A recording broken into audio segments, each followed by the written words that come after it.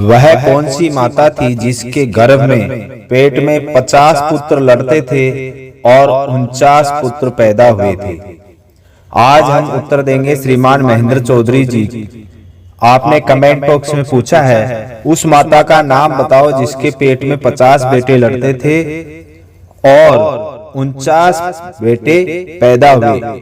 तो श्रीमान जी, आपकी पहेली का समाधान हम एक कहानी के माध्यम से करते हैं। आपका समय नष्ट नहीं करते हुए शॉर्ट रूप में बताते हैं। आपने कश्यप ऋषि का नाम सुना होगा। कश्यप ऋषि के दो पत्नियां थी, दिति और अदिति। दोनों प्रजापति दक्ष की पुत्रियां थी। दिति बड़ी थी और अदिति छोटी थी। दिति बड़ी थी, जिद्दी थी, अहंकारी और क्रोधी स्वभाव की थी, जिस कारण उनके पुत्र हिरण्यक्ष और हिरण्यकश्यप दोनों अपनी माता की तरह क्रोधी अहंकारी बने, जिन्होंने पृथ्वी को रसातल में डुबो दिया था। बार बार श्री हरि विष्णु से परास्त होकर भी वो पृथ्वी को बार बार रसातल में ले जाते थे। श्री विष्णु ने वराह अवतार धारण करके उनका वध किया था। अदिति छोटी थी। कश्यप ऋषि के साथ वह हमेशा तपो सहचरी रहती थी और इस प्रकार वह स्नेह की पात्र भी थी। अदिति के इंद्र, सूर्य आदि तेजस्वी पुत्र पैदा हुए थे। इस प्रकार देवताओं की माता अदिति और दैत्यों की माता दिति थी। द्वितीय भव दैत्यः मतलब दिति के बेटे दैत्य। अदितिर भव आदित्यः मतलब देवता। हिरण्यकश्यप और हिरण्याक्ष की मृत्यु के बाद दिति अपने पिता प्रजापति दक्ष के पास चली जाती है। प्रजापति दक्ष ने अदिति का दुख का कारण पूछा तो बताया, कश्यप ऋषि मेरे और अदिति के बीच भेदभाव का व्यवहार करते हैं, मेरे से प्रेम नहीं करते। उन्होंने मुझे अच्छे पुत्रों की मां नहीं बनाया। मुझे भी सूर्य, इंद्र आदि देवताओं जैसे तेजस्वी पुत्र चाहिए। मेरे बेटे भी स्वर्ग पर राज्य करें, स्वर्ग में रहें। पिता ने आशीर्वाद दिया, तथास्तु, आपके भी ऐसे तेजस्वी पुत्र पैदा होंगे। पिता का आशीर्वाद लेकर दिति पति के आश्रम में आ जाती है और पति कश्यप ऋषि से कहती है कि मेरे भी इस प्रकार के पुत्र पैदा हो, ऐसा मेरे पिताजी ने कहा है।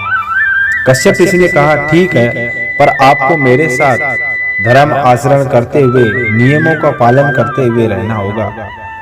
मेरे साथ सुबह जल्दी उठना होगा, आश्रम की सफाई, स्नान, ध्यान, यज्ञ आदि में सहयोग करना होगा। कभी भी दिन के समय सोना मत, हमेशा मेरे साथ ही रहना। दिति ने कहा, ठीक है, लेकिन मुझे तेजस्वी पुत्र चाहिए। इस प्रकार दिति के पेट में बच्चे का गर्भ पड़ने लगा, बच्चा पलने लगा। उधर इंद्र तेजस्वी पुत्र प्राप्ति की बात सुनकर परेशान हो जाता है कि मेरी सौतेली मां के तेजस्वी पुत्र होगा तो वह सबसे पहले स्वर्ग पर आक्रमण करेगा और मेरे से स्वर्ग को छीन लेगा। इस प्रकार गर्भ को नष्ट करने के लिए वह कई प्रकार की योजना बनाता रहा। एक दिन की बात है, दिति सुबह जल्दी उठती है और जल्दी उठ करके कार्य करने से परेशान हो जाती है।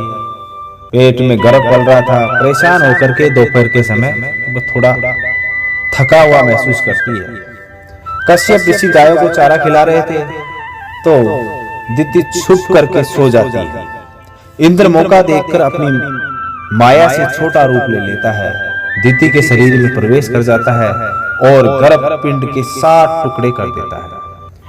लेकिन फिर से वो 7 टुकड़े वापिस जीवित हो जाते हैं।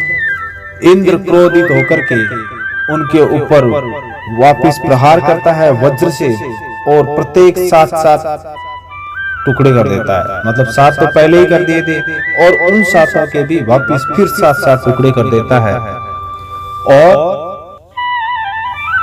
देखता है कि वो 7 टुकड़े कुल मिलाकर 49 टुकड़े वापिस जीवित हो जाते हैं और वापिस युद्ध करता है उनसे, लेकिन उन पर कोई प्रभाव नहीं पड़ता है।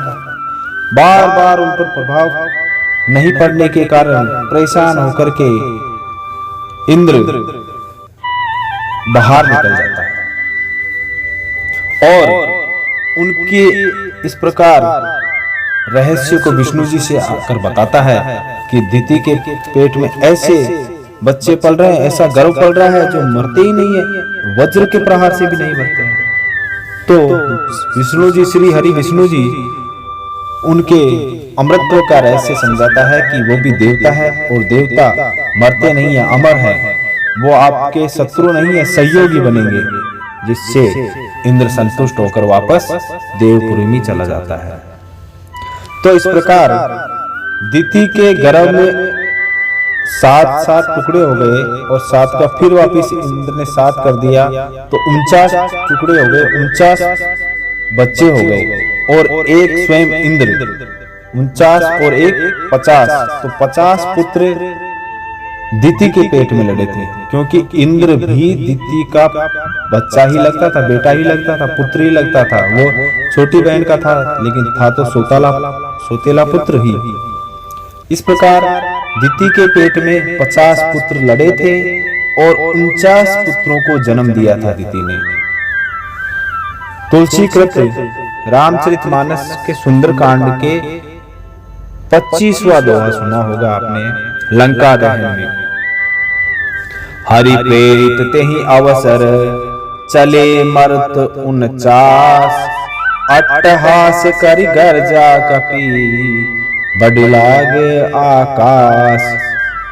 चले मरुत 49, ये मरुत वही देवता है जो दिति के गर्भ से पैदा हुए लेकिन देवता कहलाए।